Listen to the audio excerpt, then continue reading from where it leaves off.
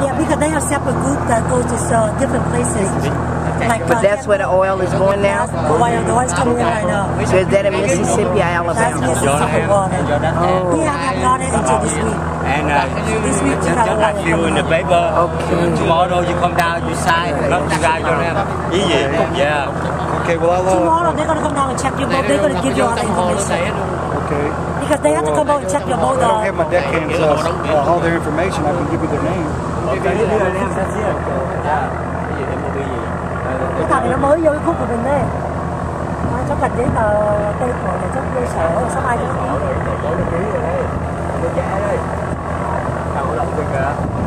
Của nó hả? Chồng nó hả? Đó giờ nó vô cái tình rồi nó mình hả? Thằng đấy rồi đó. Cái học cái gì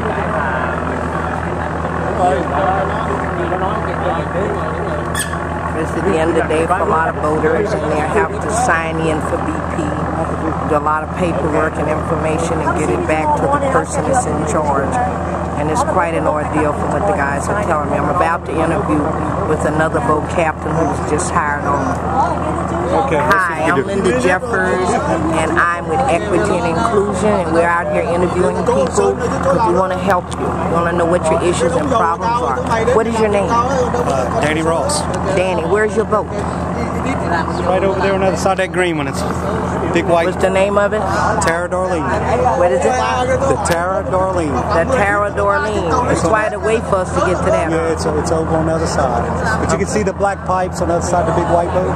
The big white pipes. Right, I think we got that. Yeah, we'd have to drive all the way around there to get back to get to it. Now tell me, how long have you been fishing? I bought my own boat when I was 18 in 1982. And how old are you? I'm 45. All right. And how many generations of fishermen in your family? 7 generations. 7 generations.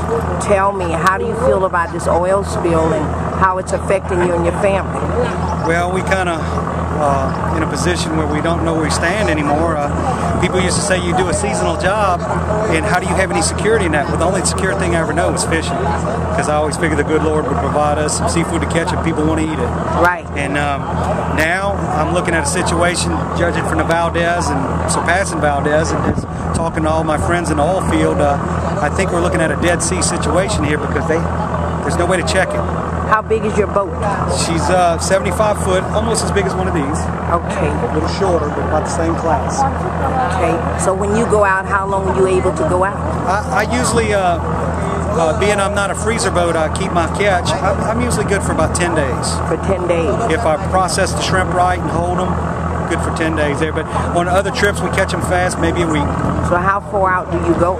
I'm usually within 30, 40 miles of the beach, but I have traveled as much as 150 miles, 200 miles. Okay, so you fish right here in Mississippi. You don't go into Louisiana. I'll go to Louisiana on this side, and I'll go to Florida, but I mean, it's in a given area. But so when you say on this side, what area would that be? That would be like Venice, mouth of the river, this way. Okay, and in Florida you would go? Florida, I've been as far as Apalachicola. And really? Like that. That's right. Yeah.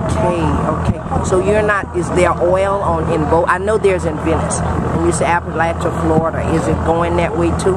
Well, I've got friends around Pensacola said they've seen, maybe not as much as we've had, but they have been seeing it, and they are getting it. And as long as the oil keeps coming up, it's going to whirlpool in this Gulf, and it's going to get over there pretty heavy. So tell me, have you filed claims with BP? Yes, ma'am. Have they addressed your claims? So far, they've given us some relief money to keep us going. It's a little less than what we're used to operating on, but it's keeping us. You know, I appreciate what they've done because they probably could have waited and didn't have to. Okay. Hopefully, our president he had some influence in that when he said, "Hey, y'all going to help these people." Okay. So are you getting an income in consistently from them? Oh, most definitely. These boats are, you know, you talking about like this is $1 million boat, you know, and these guys are used to putting in a lot of time, and the money that we're making right now, they make that kind of money quite often. But it's just with the expenses and everything, you have to hustle the whole year. You can't just do it in a few days. So what you're getting in right now, is it helping you I mean, is it sustaining your family or just the boat? Well, I haven't received no money from it, but it's given me a lot of hope. It's giving you hope. You haven't received any money. I haven't received the money, but as far as this type of work they got us doing, but they hired me yesterday. You just got hired yesterday. I'm just so happy. So that yesterday was what, the 24th? Yes, ma'am. That was your first day on? First day on now. So what are you doing for BP now? Well, so this is the vessel of opportunity? A vessel opportunity. We're going out there trying to catch this oil that's coming in. You've seen today. I don't know if you see. Right, I saw some bags of it. We're starting to see it pretty good now. It's out there. It's out there. So are you being provided with the right equipment to go out there? What about health-wise? How do you feel about your health? Well, and how's that going to be affected? Are you getting masks? So far, me being just in a thing, they've offered us a lot of equipment, but we're seeing so much of it happen now. They're having to disperse it. We need a little bit more to come along. It's kind of hard to get your equipment, but when someone doesn't or is not in the area, they'll take and allocate that equipment and put it on another boat for that area. So it seemed like it's going pretty smooth so far, but I think we could have more equipment on hand a lot faster. We could probably get a lot more done. Okay, how many guys you got on your boat?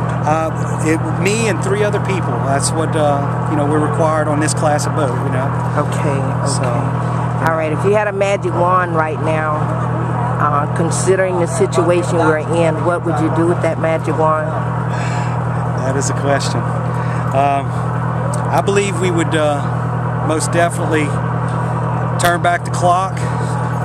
And realistic terms, I'd probably say I'd rather be shrimping. Right. That's what I do. It's a labor of love. It's not because we do it because it's all we got to do.